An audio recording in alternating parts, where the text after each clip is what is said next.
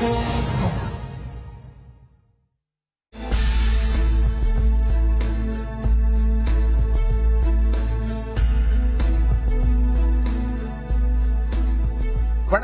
நேயர்களே, உள்ளது உள்ளபடி நிகழ்ச்சியை வழங்குவதற்காக ஆண்ட்ரூஸ். என்ன வளம் இல்லை இந்த திருநாட்டில்?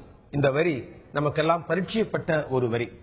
அடுத்த வரிக்கு வருவோம். அதுக்கு முன்னாடி என்ன வளம் இல்லை இந்த திருநாட்டில் பார்த்தா எல்லா வளங்களும் இருக்கக்கூடிய ஒரு நாடு இந்திய நாடு. அதுவும் குறிப்பா தமிழகத்துல நிறைய வளங்கள் இருக்கிறது. அப்படி இருக்கிற பட்சத்தில் அந்த வளங்கள் பாதுகாக்கப்படுகிறதா அப்படிங்கறதா கேள்வி. அதை பற்றிதான் இன்னைக்கு நாம விரிவா பேச இருக்கிறோம். குறிப்பாக கன்னியாகுமரி அந்த பகுதியில் இருக்கக்கூடிய கல்குவாரிகளில் கனிம வளங்கள் அதிகமாக சுரண்டப்படுகிறது. சுரண்டி அண்டை மாநிலங்களாக குறிப்பாக கேரளாவிற்கு அதிக அளவில் கொண்டு செல்லப்படுகிறது என்ற ஒரு பிரச்சனை மையமாக வைத்து இன்றைய உள்ளது அப்படின்னு பேச காத்திருக்கிறோம். அது பற்றி விரிவாக பேசலாம். அது பற்றி அரங்குக்கு தன்னுடைய கருத்துக்களை பதிவு செய்ய வந்திருக்கிறார் ஓய்வு பெற்ற IAS அதிகாரியும் சமூக ஆர்வலருமான திரு தேவசகாயம். வணக்கம் சார்.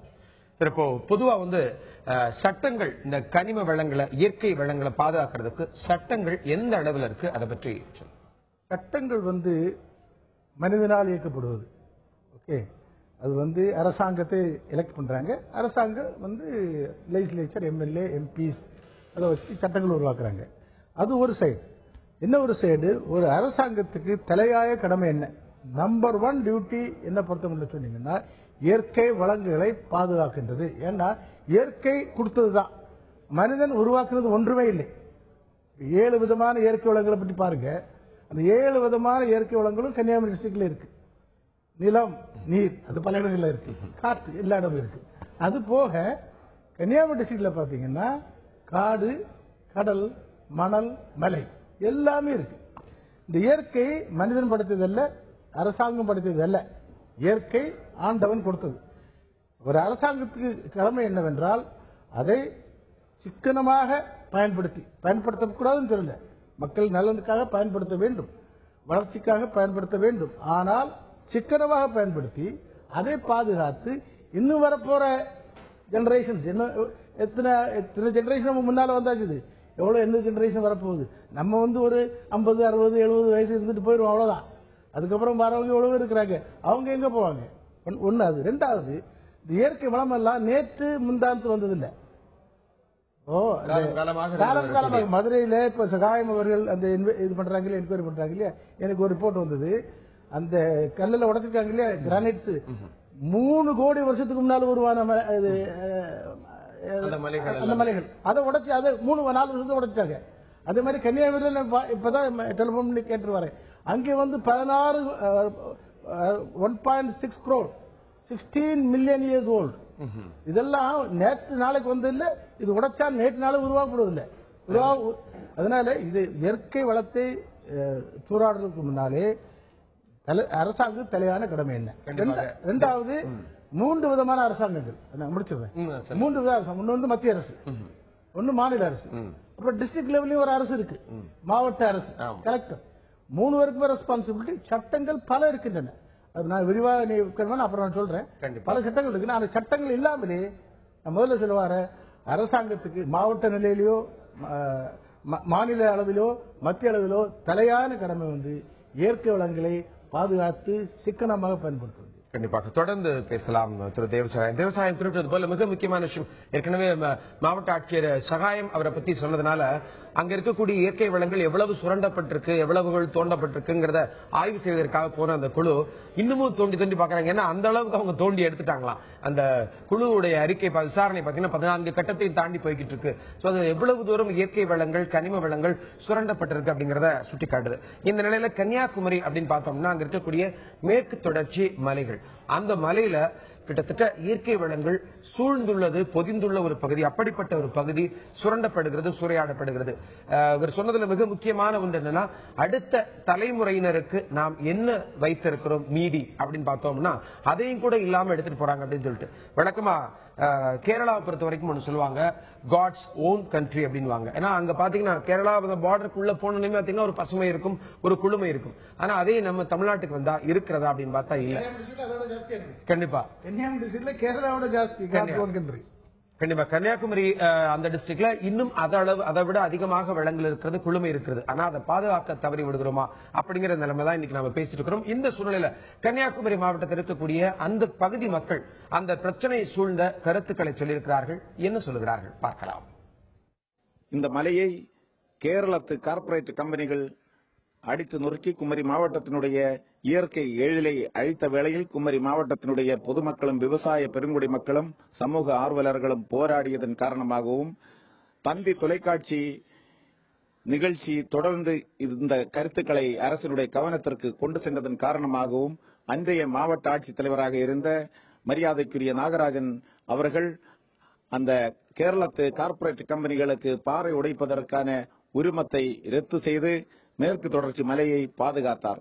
ஆனால் மரியாதைக்குரிய நாகராஜன் அவர்கள் மாற்றப்பட்டு தற்பொழுது வந்திருக்கின்ற மாவட்ட ஆட்சித்தலைவர் மீண்டும் அந்த கார்ப்பரேட் கம்பெனிகளுக்கும் கிரஷர் உரிமையாளர்களுக்கும் பாறை உடைப்பதற்கான உரிமத்தை கொடுத்து மீண்டும் பழையபடி இங்குள்ள பாறைகளை உடைத்து நொறுக்கி அழிப்பதற்கும் அந்த கனிமங்கள் வளங்களை எல்லாம் கேரளாவிற்கு கடத்தி கொண்டு செல்வதற்கும் துணையாக இன்று இவர்களுடைய உத்தரவு அமைந்திருக்கிறது. கன்னியாகுமரி மாவட்டத்தில் மேற்கு தொடர்ச்சி மலைப்பகுதிகளை யுனெஸ்கோ பாரம்பரிய மலைத்தொடர் என்று அறிவித்தது மட்டுமல்ல, அரசும் பாதுகாக்கப்பட்ட மலைப்பகுதிகள் என்று அறிவித்தது. அப்பகுதிகளில் சுமார் 28க்கும் மேற்பட்ட கல்குவாரிகள் இயங்கி வந்தது. கடந்த மாவட்ட ஆட்சியர் அதை எல்லாம் ரத்து செய்துவிட்டு சென்றார். மட்டுமல்ல, மாண்புமிகு சென்னை உயர்நீதிமன்றம் கூட ஒரு வழக்கில் அண்டை மாநிலத்திற்கு கனிமவள பொருட்களை கொண்டு செல்ல தடை விதித்திருந்தது. தற்போதைய மாவட்ட ஆட்சியர் சஜன் சிங் ஐஏஎஸ் அவர்கள் கேரளாவுக்கு கனிமவள பொருட்களை கொண்டு செல்ல அனுமதி கொடுத்ததும் அல்லாமல் பாதுகாக்கப்பட்ட மலைப்பகுதிகளில் மலையை உடைத்து பாறைகளை பெயர்த்து எடுக்க வெடிமருந்து பயன்படுத்தி பாறைகளை உடைத்து பெயர்த்து எடுக்க அனுமதி அளித்துள்ளது அதிர்ச்சி கலந்த வேதையாக இருக்கிறது. இது குறித்து சிபிஐ விசாரிக்க வேண்டும் என்று மனு அனுப்பினோம். காரணம், அதில் ஏற்கனவே பல போலி ஆவணங்கள் தயார் செய்திருந்தனர். போலி ஆவணங்கள் தயார் செய்ததின் அடிப்படையில் தான் பல துறைகளிலும் அனுமதி பெற்றுள்ளனர் என்ற தகவல் வெளிச்சத்துக்கு வந்ததால் சிபிஐ விசாரிக்க வேண்டும் என்று கோரி மனு அனுப்பினோம். அதன் நகலை மாவட்ட ஆட்சியருக்கும் அனுப்பியிருந்தோம். மாவட்ட ஆட்சியர் எந்த நடவடிக்கையும் எடுக்கவில்லை. மக்களால் ஏற்படுத்தப்பட்ட அந்த சட்டங்களை மத்திய அரசு மாநில அரசு கவனித்துக் கொண்டிருந்தாலும் அதை நடைமுறையில் செயல்படுத்திக் கொண்டிருப்பது அந்த மாவட்டத்தில் இருக்கக்கூடிய அரசு அது செயல்படுத்த தவறிக் கொண்டிருக்கிறது என்ற ஒரு கருத்தை தான் அங்க இருக்கக்கூடிய மக்கள் பதிவு செய்திருந்தார்கள். இதை பற்றி இன்னும் விரிவாக பேச காத்திருக்கிறோம்.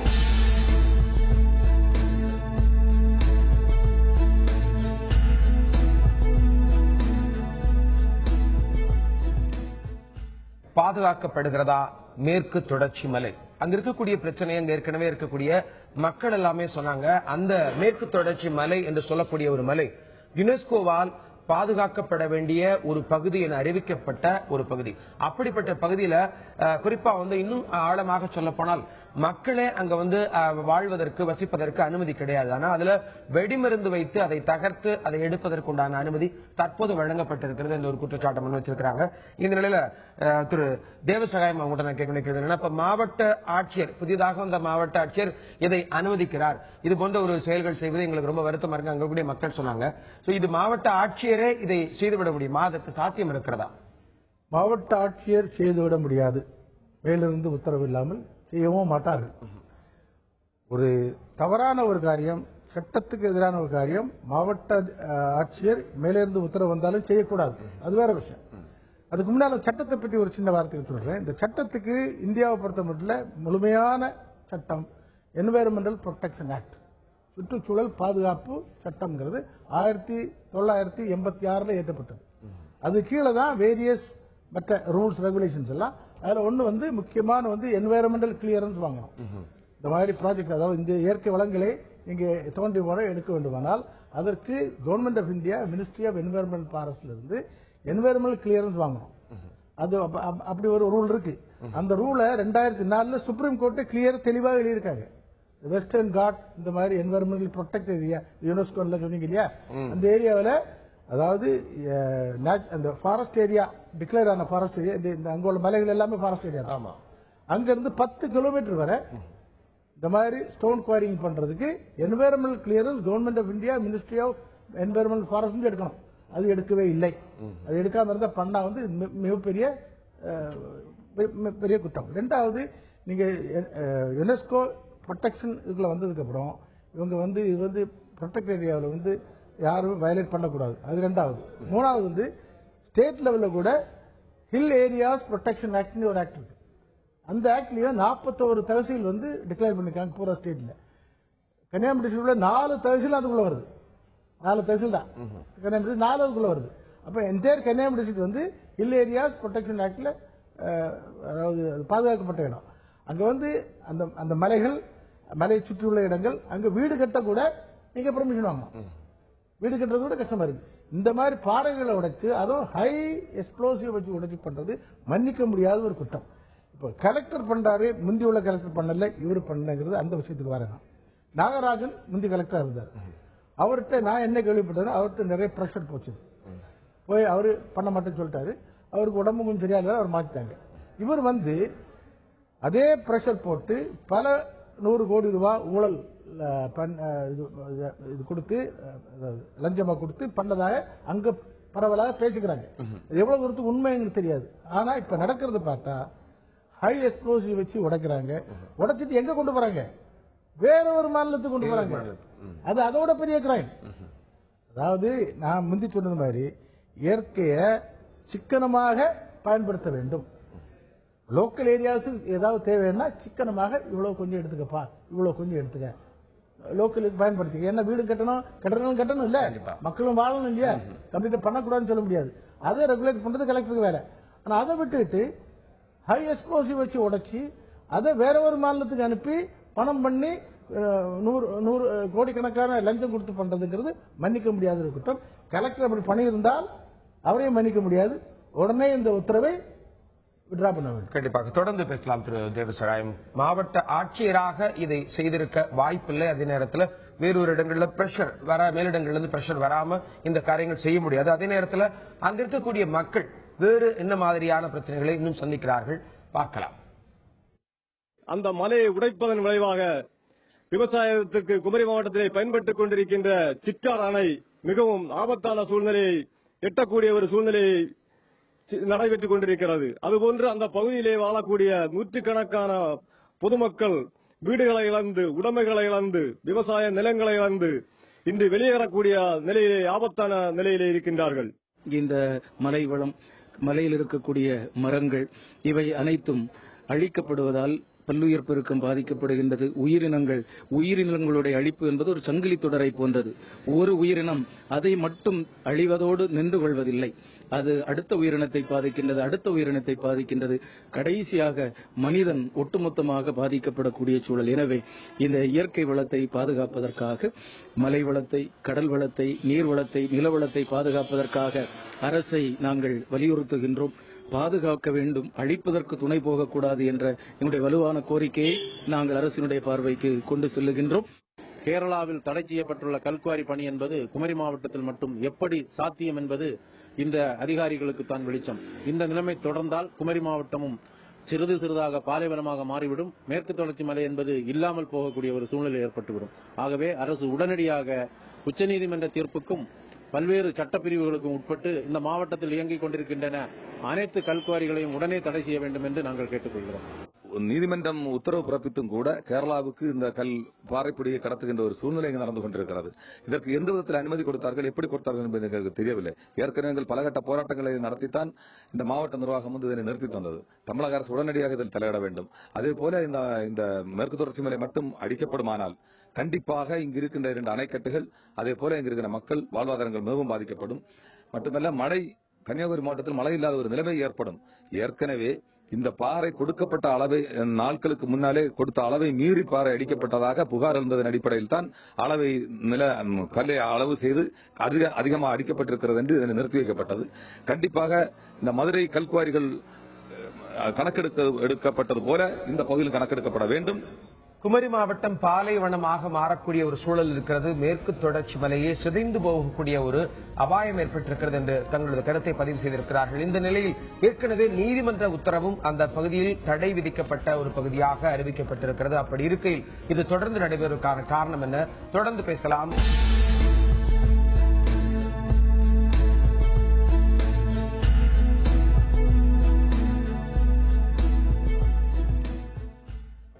குறிப்பாக கன்னியாகுமரி மாவட்டத்திலே மேற்கு தொடர்ச்சி மலை முழுவதுமாக சிதைக்கப்பட்டுக் கொண்டிருக்கிறது என்ற ஒரு கருத்தை நிலைப்படுத்தி இந்த உள்ளது நாம் பேசிக் கொண்டிருக்கிறோம். இது பற்றி முன்னாள் நாடாளுமன்ற உறுப்பினர் கன்னியாகுமரி மாவட்டத்தை சேர்ந்த பெலார்மென், அது மட்டுமில்லாமல் அங்க இருக்கக்கூடிய பத்மநாபபுரம் சட்டமன்ற உறுப்பினர் புஷ்பலதா தங்களது கருத்துக்களை சொல்லியிருக்கிறார்கள். என்ன சொல்லியிருக்கிறார்கள் பார்க்கலாம். பொதுவாக இந்த பிரச்சனைக்கு ரெண்டு பக்கம் இருக்கு. எல்லா பிரச்சனைகளுக்கும் ரெண்டு பக்கம் உண்டு. அத்தியாவசிய பணிகளுக்கு இந்த மாதிரி பொருள்கள் வேண்டியிருக்கு. அந்த தொழிலாளிகளுக்கு அந்த வேலை பாதுகாப்பு என்பது வேண்டியிருக்கு. எனவே இது ஒழுங்குபடுத்தப்பட வேண்டும் என்பதில் மாற்று கருத்து கிடையாது. எனவே அது ஒழுங்குபடுத்துவது என்று முன்னால் இருந்த ஆட்சித் தலைவர்கள் சில நடவடிக்கைகள் எடுத்திருக்கிறாங்க. அந்த நடவடிக்கைகள் நிலுவையில் இருக்கு. இப்போ சமீபத்தில் வந்திருக்கக்கூடிய புதிய ஆட்சித் தலைவர் இப்போது வரையறை இல்லாமல் அங்கீகாரங்களை கொடுப்பதாக தெரிகிறது. இந்த மாவட்டத்தினுடைய சுற்றுச்சூழலை, இந்த மாவட்டத்தினுடைய கனிமங்களை, இந்த மாவட்டத்தினுடைய இயற்கை எழிலை பாதுகாக்க வேண்டிய பொறுப்பு, கடமை என்பது மாவட்ட ஆட்சியருக்கு இருக்கிறது. எனவே அந்த அடிப்படையில் இந்த விஷயங்கள் பார்க்கப்பட வேண்டும். பொருள் வேண்டும் என்பது ஒரு பக்கம், அதே நேரத்தில் அவசியத்திற்கு மீறி, தேவைகளை மீறி அல்லது அனுமதிக்கப்பட்ட அளவுகளை மீறி அனுமதிக்கப்பட்ட வெடிபொருள்களை மாற்றி அதீதமான வெடிபொருள்களை பயன்படுத்தி வெடிக்கக்கூடிய ஒரு ஏற்பாடு என்பது இந்த மாவட்டத்தில் முன்னால் இருந்தது. எனவேதான் தடை செய்யப்பட்டது. இப்போது அது தடையில்லாமல் வழங்கப்படுகிறது என்று சொன்னால் இதில் என்ன சம்பவம் நடந்து கொண்டிருக்கிறது என்பது பொதுமக்களுக்கு புரியவில்லை. இது சம்பந்தமாக ஒரு உரிய விசாரணை நடத்த வேண்டிய தேவை இருக்கிறது என்று தான் நான் கருதுகிறேன். தமிழகத்தினுடைய கனிம வளங்களை எல்லாம் அடித்து கடத்தி கொண்டு போகிறது நான் இந்த நேரத்தில் வலிமையாக கண்டிக்கிறேன். இதை உடனடியாக இந்த மேற்கு தொடர்ச்சி மலையிலிருந்து இந்த பாறை அடிக்கின்ற அந்த கனிம வளங்களை அடித்து கடத்தி கொண்டு போகின்ற இந்த பணியை உடனடியாக நிறுத்துவதற்கு மாவட்ட ஆட்சித் தலைவர் முன்வர வேண்டும் என்பதை இந்த நேரத்தில் கேட்பதுடன், இன்னும் சொல்லப்போனால் இது இப்போ குமரி மாவட்டத்தில் எக்கோ சென்சிட்டிவ் சோன் எல்லாம் அறிவித்து ஒரு 0 to 3 கிலோமீட்டர்ஸ் 0 to 10 கிலோமீட்டர்ஸ் வரை இப்போ அளந்து எல்கை திட்டப்படுத்துகின்றார்கள். ஆனால் அந்த பகுதிகளில் எல்லாம் மக்களுக்கு போக முடியாது. ஆனால் இன்றைக்கு அந்த பகுதியில் உள்ள பாறைகள் எல்லாம் அடித்து கொண்டு போகிறார்கள். அப்ப நம்முடைய இயற்கை மிக அதிகமாக பாதித்துக் கொண்டிருக்கிற ஒரு நிலை இன்றைக்கு ஏற்படுகின்றது. என்னுடைய 19,000 தொகுதியும் அதிகமாக விவசாயிகள் பாதிக்கின்ற அளவில் இன்றைக்கு இருந்து கொண்டிருக்கின்றது. ஆகவே உடனடியாக இந்த இதை நிறுத்த வேண்டும் என்பது என்னுடைய கோரிக்கையாக இருக்கு. இல்லை என்றால் நான் திராவிட முன்னேற்ற கழகம் சார்பாக மக்களை திரட்டி மிகப்பெரிய ஒரு ஆர்ப்பாட்டத்தை உடனடியாக நடத்துவேன் என்பதை இந்த நேரத்தில் தெரிவிக்கின்றேன். இயற்கை வளங்கள் தேவைக்கு அதிகமாக சுரண்டப்பட்டிருக்கிறது, அளவுக்கு மீறி சுரண்டப்பட்டுக் கொண்டிருக்கிறது என்ற ஒரு பிரச்சனை கன்னியாகுமரி மாவட்டத்தில் நிலவி கொண்டிருக்கிறது. திரு தேவசகம், இந்த நிலையில தற்போது பிரச்சனை மிக அதிக அளவில் இருக்கு அப்படிங்கறது அங்க இருக்கக்கூடிய மக்கள் சொன்னாங்க. அதுக்குண்டான நாடாளுமன்ற சட்டமன்ற உறுப்பினர்கள் சொன்னாங்க. இந்த நிலையில இந்த பிரச்சனையை தடுப்பதற்கு யார் முயற்சி செய்ய வேண்டும்? யார் முயற்சி செய்ய வேண்டும்? மிக நல்ல கேள்வி. எல்லாரும் சேர்ந்து முயற்சி செய்ய வேண்டும். பொதுமக்களும் முயற்சி செய்ய வேண்டும், அரசியல்வாதிகளும் முயற்சி செய்ய வேண்டும், அதிகாரிகளும் முயற்சி செய்ய வேண்டும். மிக முக்கியமான இதில் ஒரு பங்கு அதிகாரிகளுக்கு. ஏன்னா முதல்ல அவங்க என்ன பண்ணா, பேசிக் இதெல்லாம் நடக்க காரணம் என்னன்னா, கன்னியாகுமரி டிஸ்ட்ரிக்டை பொறுத்த மட்டும் நான் முந்தி சொன்னது மாதிரி இயற்கை வளங்கள்லாம் இருக்கு. கன்னியாகுமரி டிஸ்ட்ரிக்டில் மக்களுக்கும் சில தேவைகள் இருக்கு.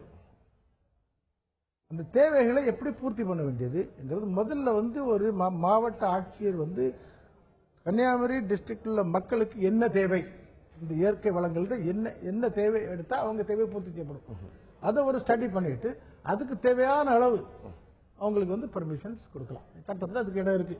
அதான் பெர்மிஷன் கான்செப்டே வச்சிருக்காங்க. கம்ப்ளீட்டா பேன் பண்ணல, பல சில இதுகள் கம்ப்ளீட்டா தடை செய்வாங்க. இதை தடை செய்யல. இது தடை செய்யாம இதுக்கு பெர்மிஷன் கொடுக்கலாம் ஒரு ப்ரொவிஷன் சட்டத்தில் ஏன் வருது? தேவையை பூர்த்தி செய்ய வரும். தேவைக்கு மேல பண்றது யாருக்கும் அதிகாரம் கிடையாது. இவங்க சொல்றது இப்ப என்ன தெரியுதுன்னா, தேவைக்கு மிகவும் அதிகமாக பெரிய பெரிய எக்ஸ்ப்ளோசிவ்ஸ் வச்சு உடைக்கிறாங்க. அது கொண்டு பாதிக்கு மேல கேரளா போகுது. இதெல்லாம் மூல காரணம் இப்ப என்னன்னா, இந்த சட்டங்கள் எல்லாம் இந்த விதிமுறைகள் எல்லாம் மீறப்படுவதற்கு மூல காரணம்னா ஒரே வார்த்தை, ஊழல் ஊழல் ஊழல். லஞ்சம் லாவண்யம் தலைவிரித்து ஆடுகிறது. என்ன பொறுத்த மட்டும் நான் ஓப்பனா சொல்றேன், இப்பவும் சொல்றேன், தமிழ்நாட்டில் ஒரு அரசாங்கம் இருந்த மாதிரி எனக்கு தெரியல. தடி எடுத்தவெல்லாம் தண்டக்காரன், பணம் இருக்கிறவெல்லாம் என்ன வேண்டாலும் பண்ணலாம். பணத்தை கொடுக்கலாம், லஞ்சம் கொடுக்கலாம். கலெக்டர் பண்ண மாட்டேன்னு சொன்னா மேல கொண்டு போய் உத்தரவு வாங்கிட்டு வரலாம். அந்த உத்தரவையும் கலெக்டர் பண்ண மாட்டேன்னா கலெக்டர்ல மாத்திரலாம், வேற யாரையாவது கொண்டு வந்துடலாம். இப்படி போட்டு ஒரே அடியா மக்களுக்கு என்ன தேவை, இயற்கையை எப்படி காப்பாற்றுதுங்கிற ஒரு கான்செப்டே இல்லை. ஊழல்ல பணம் பண்ணா போதும். அது ஒரு ஃபேமஸ் கொட்டேஷன், ஒரு 200 வருஷத்துக்கு முன்னாடி ஒரு கொட்டேஷன் இருக்கு. என்ன சொல்றாங்கன்னா, இந்த காடு மலை எல்லாம் அழிஞ்சதுக்கு அப்புறம் தான் தெரியும், இந்த நதி எல்லாம் அழிஞ்சப்பறம் தான் தெரியும் பணத்தை சாப்பிட முடியாது அப்படின்ட்டு. இப்ப எல்லாம் நினைச்சீங்கன்னா பணம் வந்த உடனே சாப்பிடலாம், என்ஜாய் பண்ணலான்ட்டு. ஆனா ஒரு காலம் வரும் அந்த பணத்தை சாப்பிட முடியாது. ஆனா இந்த கான்செப்ட் கன்னியாகுமரி ஏன் ஃபீல் பண்றேன், நான் எனக்கு சொந்த டிஸ்ட்ரிக்ட் அது, அங்க பல வருடமா அங்க இருந்தவன் வாழ்ந்தவன், எனக்கு தெரியும், உங்களுக்கு தெரியும். கன்னியாகுமரி சீட்டை என்ன பொறுத்த முடியல ஒரு ஸ்பெஷல் ப்ரொடெக்டட் ஜோனா உடனே அனௌன்ஸ் பண்ணேன். ஏன்னா நான் முந்தி சொன்ன மாதிரி லேண்ட் ஜெண்ட் ஆஃப் இந்தியா, இந்தியா வந்து அங்கதான், அங்க பல விதமான இயற்கை மற்ற ஹெரிட்டேஜ் எல்லாம் இருக்கு. கன்னியாகுமரி இருக்கு, மற்ற இடங்கள் இருக்கு.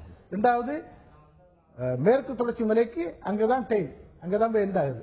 அது போக எல்லா வளங்களும், ஆல் பிளான்டேஷன்ஸ், ஸ்பைசஸ் எல்லாமே இருக்கு.